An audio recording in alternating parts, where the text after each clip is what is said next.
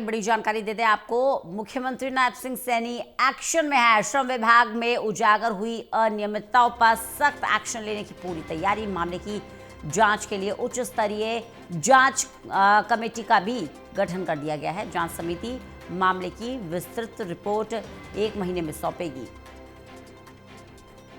IAS Pankaj Agarwal की अध्यक्षता में इस समिति का गठन किया गया है।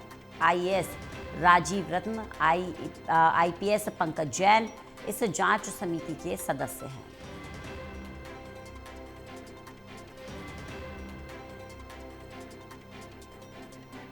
तो श्रम विभाग में जो घोटाले उजागर हुए,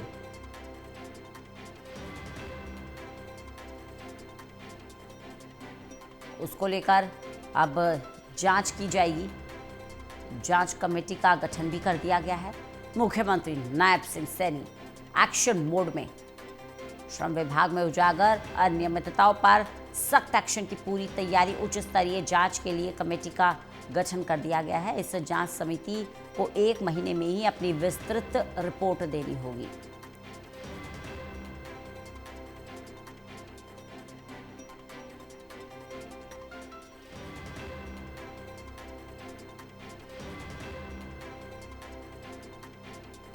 मामले की उच्च स्तरीय जांच होगी।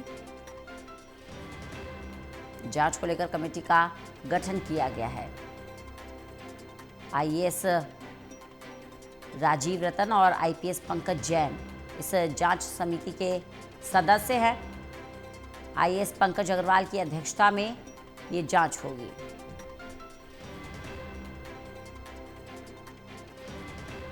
तो घोटाला कैसे हुआ, कहां अनियमितता थी, इसकी जांच के लिए एक कमेटी का गठन किया गया है।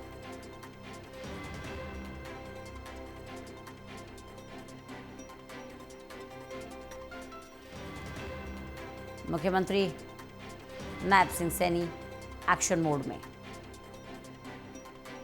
जैसे ही उन्हें इस बात की जानकारी दी गई कि श्रम विभाग में अनियमितता है, वो एक्शन मोड में आ गए। आपको बता दें कि ये घोटाला उजागर किसी और ने नहीं बल्कि श्रम विभाग के मंत्री अनिल विज ने ही किया।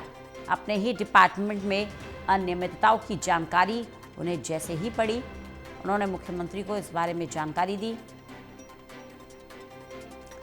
देवेंद्र कथुरिया हमारे साथ, हमारे एसोसिएट एडिटर जुड़ गए हैं ज़्यादा जानकारी के साथ।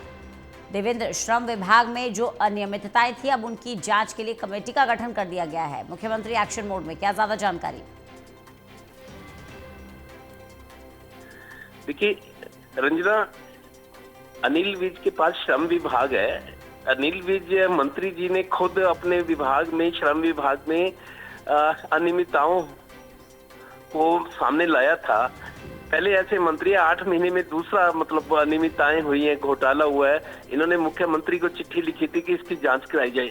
दरअसल हरियाणा के 22 जिलों में से 13 जिलों में श्रम कल्याण बोर्ड जो बना हुआ है, श्रमिक कल्याण बोर्ड, उसमें श्रमिकों के कल्याण के लिए कुछ आर्थिक सहायता होती है।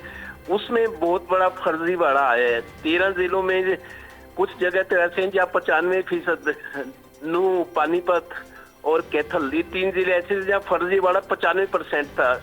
फर्जी रसीदें बनाई गई, फर्जी रजिस्ट्रेशन था, फर्जी रजिस्ट्रेशन श्रमिकों का करके उसके नाम पे पैसा निकलवाया गया, खुर्द-बुर्द हुआ।